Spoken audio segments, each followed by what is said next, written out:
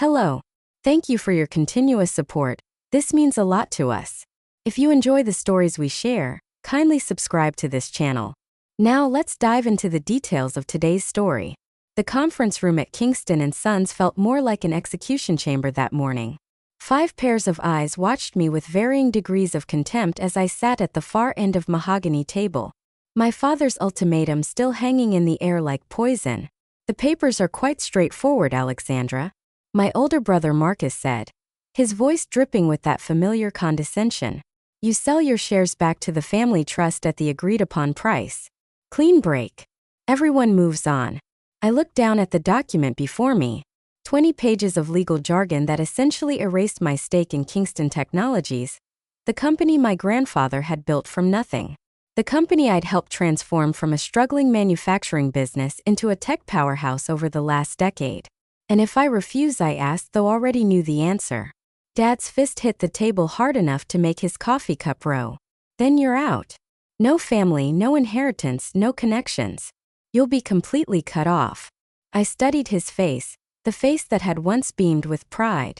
When I graduated top of my class from NIT, before Marcus had convinced him that women shouldn't run tech companies, the face that had smiled in family photos before my mother's death, before his new wife, Amanda, had decided I was a threat to her son's future control of the company. You're really willing to disown your daughter over this? I kept my voice steady, professional, the same voice I'd used in countless board meetings. While Marcus took credit for my innovations. You brought this on yourself, Amanda cut in, her perfectly manicured hand resting possessively on Dad's arm. If you just played your role, accepted the position we offered. Yes, the position. Head of Community Relations. A fancy title for planning charity gall and press photos. Never mind my patents, my technical expertise, or the fact that I developed the quantum processing architecture that now powered Kingston's most profitable product line. The price is more than fair, Marcus added, sliding a pen toward me. 10 million for your shares. Most people would jump at that offer. I picked up the pen, weighing it in my hand. 10 million for shares worth at least 50 times that amount. Shares represented 15 years of my life, countless sleepless nights, and innovations that had transformed the industry. And Tommy, I asked, thinking of my younger brother, the only one who had ever supported my role in the company. Where is he in all this? Tommy understands what's best for the family, Dad growled. Unlike some people, I noticed he didn't mention that Tommy was conspicuously absent from this meeting. Probably because he would have objected, would have reminded them of all I'd contributed. But Tommy was in Hong Kong managing our Asian operations, conveniently far from this family coup. The offer expires in 10 minutes, Marcus said, checking his Rolex, the same model he bought for all the board members last Christmas, using company funds, of course. After that, we go with Plan B. Yes, Plan B. The carefully orchestrated campaign to discredit me, to question my contributions, to suggest that my recent erratic behavior made me unfit for any role in the company. They'd been laying that groundwork for months. I looked around the table one last time. Dad, once my hero. Now just another angry man who couldn't handle a daughter smarter than his son. Amanda, the stepmother who'd spent 8 years undermining me at every turn. Marcus, the brother who'd never forgiven me for understanding technology better than he did.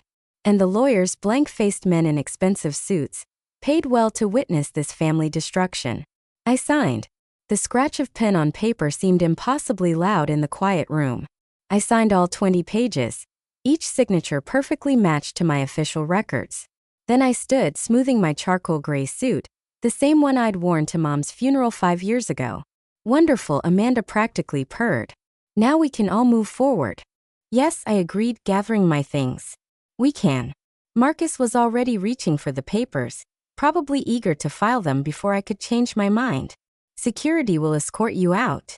Your office has already been cleared. Of course it had. They'd probably started packing it up the moment I entered building. One question, I said, pausing at the door. Did any of you actually read the quarterly reports I submitted to the board? Technical documentation, the patent filings. Dad waved his hand dismissively. That's what we have Teams for, right? I nodded. Teams, of course. I left them there, followed the security guard to the building I had practically lived in for the past 15 years. Past R&D labs where I developed the technologies that had saved the company. past the engineers who looked away, ashamed or afraid to meet my eyes, past the wall of awards, many of them bearing my name, though I noticed those were already being taken down. In the lobby, I paused to look at the massive portrait of my grandfather, the company's founder. He'd always said that in business, like in chess, you had to think 5 moves ahead. I wondered what he'd think of today's game. My phone buzzed as I reached my car. A message from my real lawyer, not the family-approved one who'd witnessed the signing.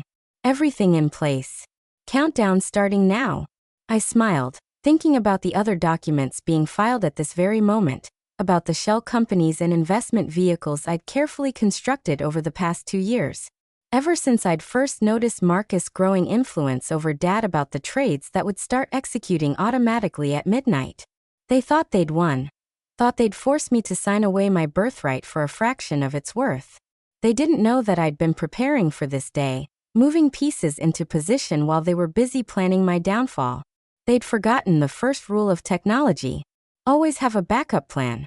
And mine was about to change everything. I started my car, not the flashy sports car Marcus drove, but a subtle electric vehicle packed with my own modifications. As I pulled away from Kingston Technologies headquarters, I glanced in my rearview mirror. Marcus was standing at the window of conference room, probably congratulating himself on his victory. "Enjoy it while it lasts, brother," I murmured. "Tomorrow's going to be interesting." My phone buzzed again. Tommy calling from Hong Kong. He'd know by now what had happened. "Tell me you have a plan," he said without preamble. "Don't I always?" "They're celebrating," he said, disgust clear in his voice. "Marcus is already announcing his new leadership team." "Perfect," I replied, pulling onto the highway. "Let them celebrate. It'll make tomorrow more entertaining." How bad is it going to be? I thought about the cascade of trades and revelations scheduled to unfold in less than 12 hours. About the carefully constructed web of investments and partnerships that would soon reshape Kingston Technologies' entire power structure. Remember when we were kids and Marcus broke my science project the night before the fair? And you showed up the next day with an even better one that won first prize. Something like that. I smiled. Only this time the prize is a lot bigger. The sun was setting behind me as I drove home, casting long shadows across the city. In my briefcase, a single thumb drive contained everything I'd need to show the world exactly who had really been running Kingston Technologies all these years. They thought they'd force me to sign away my future. They were about to learn that some signatures are just the beginning. The next morning, I sat in my home office at exactly 8:57 a.m. watching 6 different screens display real-time market data, news feeds, and the internal Kingston Technologies communication channels I technically shouldn't still have access to. My phone was set to Do Not Disturb. The chaos could wait until everything was in motion. At 9 a.m. on sharp, the first domino fell. Breaking news. Mystery investor emerges as major stakeholder in Kingston Technologies scrolled across CNBC. Within seconds, similar headlines appeared on Bloomberg, Reuters, and every major financial news outlet. My other screens lit up with incoming data. Kingston's stock price freezing as trading was halted due to pending significant announcements. Internal emails flying between executives and board members. Frantic messages from investment banks trying to identify the new player who had quietly amassed a controlling interest in one of tech's most prestigious family companies. At 9:30 a.m., my phone started buzzing despite its settings. Marcus, Dad, Amanda, even board members I hadn't spoken to in months. I ignored them all and opened a secure message from Tommy instead. "Holy Lex, this is you, isn't it? The Phoenix Group." I smiled at the name chosen for my investment vehicle, Phoenix Rising Technologies, because some things have to burn before they can be reborn. "Watch the next announcement." I texted back. At 9:15 a.m., right on schedule, the second wave hit. Phoenix Group announces patent review of Kingston Technologies' core products. That's when the real panic started. My security system alerted me to someone at my front door. Through the cameras I could see Marcus. His perfectly tailored suit already showing signs of stress. His face red with anger or fear. Probably both. I let him pound on the door for exactly 5 minutes before remotely activating the exterior speakers. "Go home, Marcus. I'm working. Working," he shouted at the camera. "You're destroying the company. Dad's having chest pains." Funny how health concerns only matter when it's his wealth at stake. I replied coolly. Where was that worry when he forcing his daughter out of her own company? This isn't a game, Alexandra. The stock is in free fall. Actually, I switched on the exterior display showing him the same market data I was watching. Trading is just suspended. The free fall starts in about 20 minutes when it resumes. Unless what? His voice cracks slightly. Unless the board calls an emergency meeting with all shareholders, including the new majority owner. He stared at the camera, realization finally dawning. Phoenix Group, it's you. But how? We made you sell your shares. You made me sell my direct shares. I corrected. Did you ever wonder why I took such a low price without negotiating? Why, I never fought the evaluation. Too busy celebrating your victory to check what else I might own. My phone buzzed again. Tommy sending a series of laughing emojis, followed by Marcus just called me screaming. Dad's lawyer is having a meltdown in the executive boardroom. At 9:30 a.m., trading resumed. Kingston's stock dropped 30% in the first minute. Alexander, please. Marcus was almost whimpering. Now we can talk about this whatever you want. Board seats, executive position, name your price. I activated the house's external screens displaying the same presentation I'd been preparing for 2 years. Slides showing exactly how I'd built my position in the company.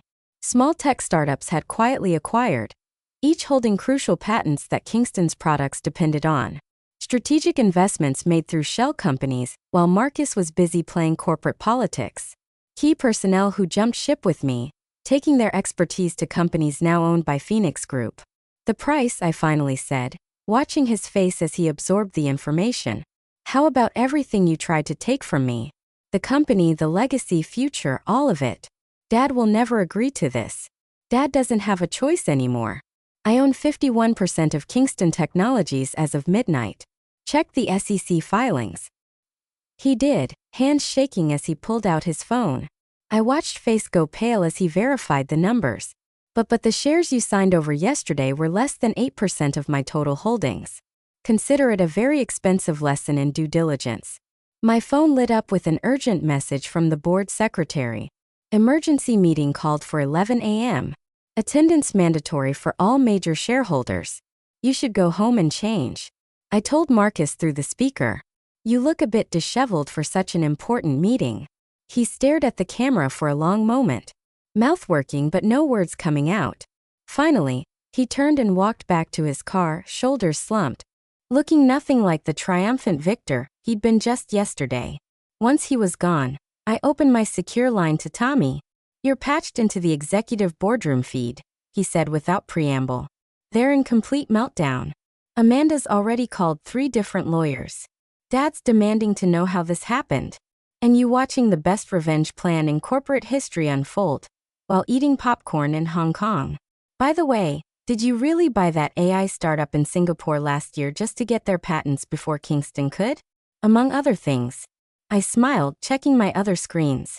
The stock had stabilized at a 40% loss. Major clients were calling for reassurance about their contracts. Investment banks were scrambling to understand the new power structure. You know they're going to fight this, Tommy warned. Let them. I have one more card to play. At 10:45 a.m., I finally turned my phone back on. The messages were exactly what I expected. Threats, pleading, attempts at negotiation. But one caught my eye. A text from Mom's old assistant, Margaret. Your mother would be so proud. She always said you were the only one who really understood what power meant. I thought about Mom, how she'd fought to keep her seat on the board even while battling cancer. How she'd made me promise to never let anyone underestimate me just because I was a woman in tech. At 10:55 a.m., I got my car to drive the office. It was time to take back what was mine. And I wasn't done teaching them lessons about power. Not even close. The lobby of Kingston Technologies fell silent as I walked in at exactly 10:58 a.m. Employees who had ignored me yesterday now stared openly. Phones discreetly recording as I crossed the marble floor in my signature black suit. Not the conservative corporate where I'd been pressured to adopt, but the sleek modern style that better reflected who I really was. Miss Kingston. The security guard stammered, clearly unsure whether yesterday's ban was still in effect. The board, they're waiting. I know. Smiled. taking the security badge from my pocket. Not the one they deactivated yesterday, but a master key I'd created years ago. Another backup plan they'd never known about. The elevator ride to the top floor gave me time to check the latest developments on my phone. Kingston's stock was still suspended after dropping 40%. 3 major institutional investors had demanded emergency meetings, and #Kingston Crisis was trending on Twitter, with tech journalists piecing together the story of how an ousted daughter had orchestrated the biggest corporate takeover of the year. The boardroom doors opened to chaos. Dad was red-faced, shouting into his phone. Amanda sat rigid in her chair, 3 lawyers hovering around her. Marcus paced by the windows, looking like he hadn't slept. Only Tommy, present via video conference from Hong Kong, seemed calm, probably because he was the only one who'd known what was coming. Alexandra. Dad's voice cut through the noise. What have you done? I took my old seat at the table. Not the one they'd relegated me to in recent months, but the one I'd earned through years of innovation and leadership. I protected my interests, replied calmly, opening my laptop. Something you taught me to do, remember? By destroying the company. Marcus exploded. Our stock is worthless, temporarily devalued, I corrected, which creates an excellent buying opportunity for investors who understand the company's true value. Speaking of which, I activated the room's main display, showing a comprehensive presentation of Kingston's technical infrastructure. Every patent, every innovation, every piece of intellectual property that made the company valuable. Let's talk about what really powers Kingston Technologies. I began, but Amanda cut in. We don't have time for technical presentations. We need to stop this attack on our company. Your company? I raised an eyebrow. Let's clarify ownership, shall we? Another slide appeared. A complex web of investment vehicles and holding companies, all leading back to Phoenix Group. My lawyers had spent months making this diagram clear enough for even Marcus to understand. As of midnight, I continued, Phoenix Group owns 51% of Kingston Technologies. Additionally, through various subsidiaries, we control patents crucial to 78% of Kingston's product line. Impossible, Dad whispered. But I could see the fear in his eyes. He was finally starting to understand. The shares you forced me to sell yesterday represented only a small portion of my holdings. While you were busy planning my removal, I was building something bigger, something you couldn't take away. The board won't stand for this, Marcus declared. But his voice lacked conviction. The board, I smiled, is about to learn some interesting facts about recent management decisions. For instance, the real reason our Asian expansion struggled last quarter. Tommy, my younger brother's face filled one screen as he held up a folder. Full documentation of Marcus' failed attempts to override Alexander's technical specifications in favor of cheaper alternatives. Cost to company approximately $140 million. Marcus went pale. You kept records. I keep everything, said quietly. Every meeting where you took credit for my work. Every time you undermined my authority. Every decision that put your ego ahead of the company's success. Alexander, Dad started, his tone shifting to the one he used for business negotiations. Surely we can discuss this as a family. Family? I laughed, but there was no humor in it. Was it family when you threatened to disown me? When you let your wife systematically undermine me? When you chose Marcus's ambition over my expertise? I pulled up another document. The original company charter written by my grandfather. Kingston Technologies will always prioritize innovation over politics, merit over privilege, vision over tradition. I read aloud. Grandfather understood what made a technology company successful. He knew it wasn't about family names or corporate titles. It was about creating something valuable. What do you want? Amanda asked, her perfectly maintained facade finally cracking. Everything, I replied simply. The company returns to its original mission. The board is restructured to prioritize technical expertise over political connections and the leadership. I paused, letting them hang on my words. Reflects actual contribution to the company's success. You want to be CEO, Marcus said flatly. No, I corrected him. Already am CEO. The board will simply be confirming it formally in about 10 minutes. Dad stood up so quickly his chair toppled backward. I won't allow this. Your permission isn't required, I said, pulling up the final document. This is a shareholders' meeting and I hold the majority. But before we vote, you should know one more thing. I activated the last screen, a live feed from the patent office. Remember that quantum processing architecture that powers our most profitable products, the one Marcus has been taking credit for. In about 30 seconds, those patents transfer to Phoenix Group. Without them, Kingston Technologies loses 60% of its revenue overnight. The room erupted in shouts and protests, but I held up my hand. However, I continued once they quieted. I'm prepared to license those patents back to Kingston Technologies under certain conditions. Name them, Dan said harshly. First, the company returns to its core values: innovation, merit, vision. Second, the board is restructured to include actual technical expertise. Third, I look directly at Marcus. Everyone's contribution is properly credited and compensated. And if we refuse, Amanda challenged. I smiled. The same smile I'd given them yesterday when signing away my direct shares. Then Phoenix Group launches its own tech company using all the patents and innovations I developed. Kingston Technologies becomes nothing but an empty shell with the famous name. The choice was clear. It took exactly 17 minutes for the board to vote me in as CEO. Marcus was relegated to a non-executive position. Dad became chairman emeritus, a title with prestige but no real power. Amanda and her lawyers left quietly, their influence evaporating with their access to company resources. As the board filed out, Tommy's voice came through the video link. That was the most beautiful corporate takedown I've ever seen. I looked around the boardroom, my boardroom now, the place where just yesterday they tried to force me out of my own company. It wasn't about revenge, I said, though part of me knew that wasn't entirely true. No, Tommy agreed. It was about justice, about building something they couldn't steal or destroy. My phone buzzed with breaking news. Kingston stock was trading again, now up 10% on news of the leadership change. The market, it seemed, approved of having an actual innovator in charge. Dad lingered at the door, looking older than I'd ever seen him. Your mother, he said quietly. She always said you were the one who truly understood what Kingston Technologies could be. She was right, I replied, not looking up from my screens. She usually was. He nodded once and left, leaving me alone in the room where just 24 hours ago they'd thought they'd won. I pulled up the company's project dashboard, already planning the changes needed to return Kingston Technologies to its innovative roots. There would be time later for family reconciliation, for healing old wounds. But right now there was work to do, real work, the kind that changes industries, that builds futures, creates legacies worth fighting for.